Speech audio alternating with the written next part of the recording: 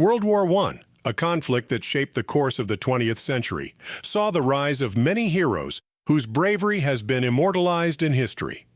Among these figures is Quentin Roosevelt, the youngest son of former U.S. President Theodore Roosevelt. Quentin's story is not just one of privilege and legacy, but of a young man who felt a deep sense of duty to his country. Despite his family's wealth and influence, Quentin chose to fight in one of the most dangerous arenas of the war, the skies over Europe. His life and ultimate sacrifice became a symbol of American courage and the tragic cost of war. This video will explore Quentin Roosevelt's life, his role in World War I, and the lasting impact of his story. Subscribe and like for more historical story. Quentin Roosevelt was born on November 19, 1897 in Washington, D.C. As the youngest child of Theodore Roosevelt and Edith Kermit Caro Roosevelt, Quentin grew up in a household that was both dynamic and demanding. His father, who served as the 26th President of the United States, was known for his larger-than-life personality and his belief in the virtues of hard work, courage, and patriotism. These values were instilled in Quentin and his siblings from an early age. Quentin was a bright and curious child, known for his mischievous nature and quick wit. He was particularly close to his father, who often referred to him as Quenty Quee. Despite the pressures of growing up in the White House, Quentin had a relatively normal childhood, filled with the typical adventures and mischief of a young boy. He attended the prestigious Groton School in Massachusetts, where he was an excellent student, particularly in mathematics. After graduating from Groton, Quentin enrolled at Harvard University in 1915. His time at Harvard was marked by his academic success, but also by his growing interest in aviation, which was still a relatively new field at the time. Quentin's fascination with flight would soon lead him to make a life-changing decision. When the United States entered World War I in April 1917, Quentin was eager to join the fight. Inspired by his father's passionate advocacy for American involvement in the war and his own sense of duty, Quentin left Harvard in May 1917 to enlist in the U.S. Army. He was initially assigned to the aviation section of the U.S. Signal Corps, the predecessor to the U.S. Air Force, where he trained to become a pilot. Quentin's decision to become a pilot was influenced by his love of adventure and his fascination with the new technology of aviation.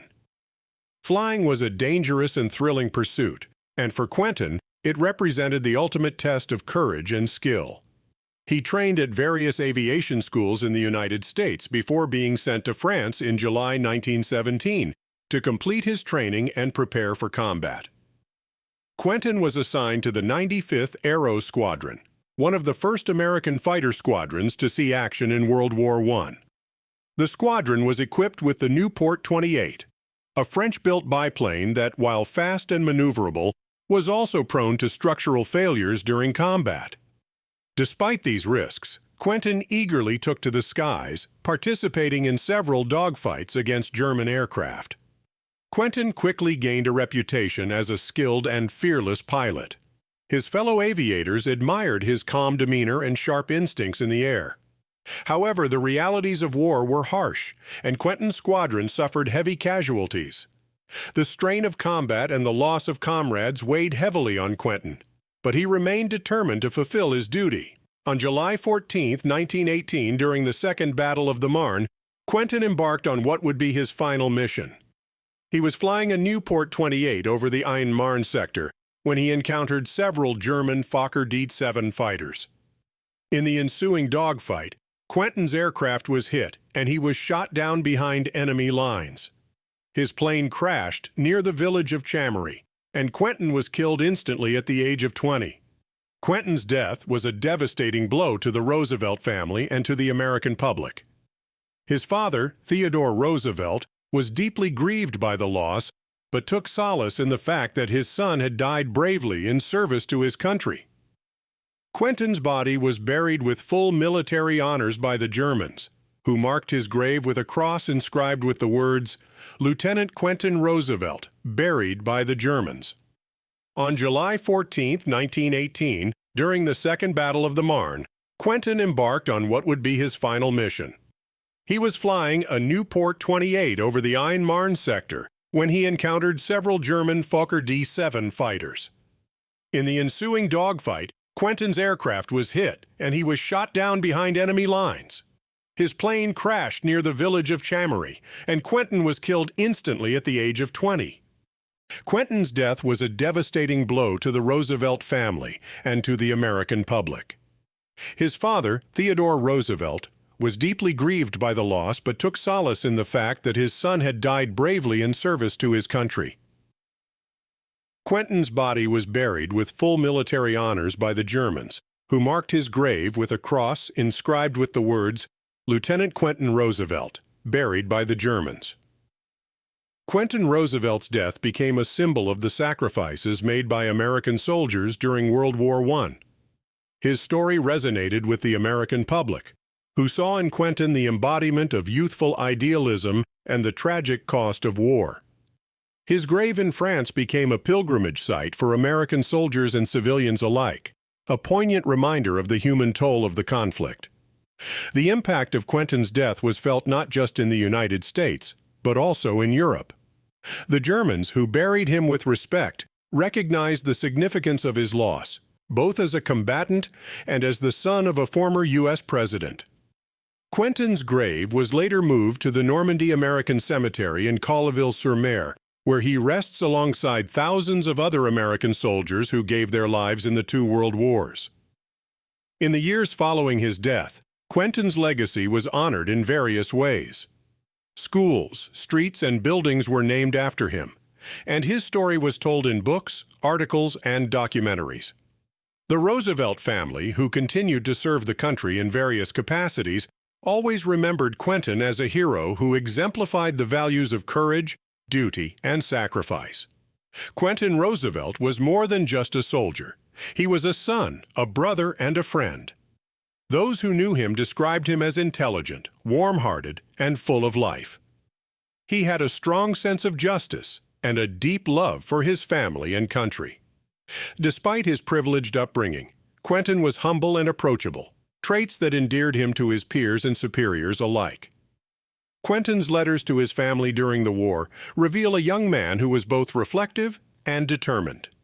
He wrote candidly about the challenges and dangers of combat, but also about his commitment to the cause and his belief in the importance of America's role in the war. These letters provide valuable insight into the thoughts and feelings of a young man facing the realities of war. Quentin Roosevelt's death had a profound impact on his family, particularly on his father, Theodore Roosevelt. Already a vocal advocate for the war effort, Theodore's grief over Quentin's loss deepened his resolve to support the Allied cause. He often spoke of Quentin in public speeches, using his son's sacrifice to rally support for the war and to emphasize the importance of national service.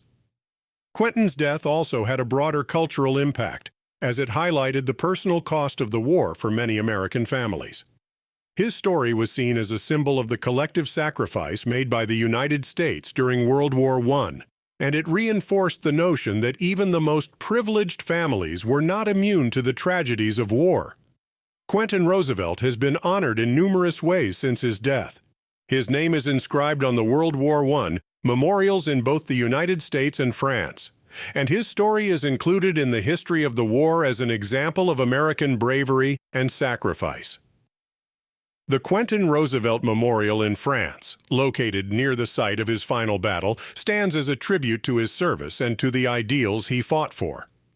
Quentin's legacy continues to be remembered today, both in historical scholarship and in popular culture.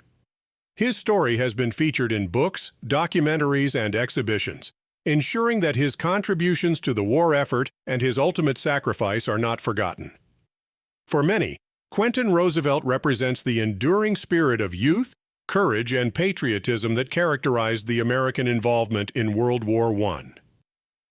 Quentin Roosevelt's life and legacy are a testament to the values of courage, duty, and sacrifice.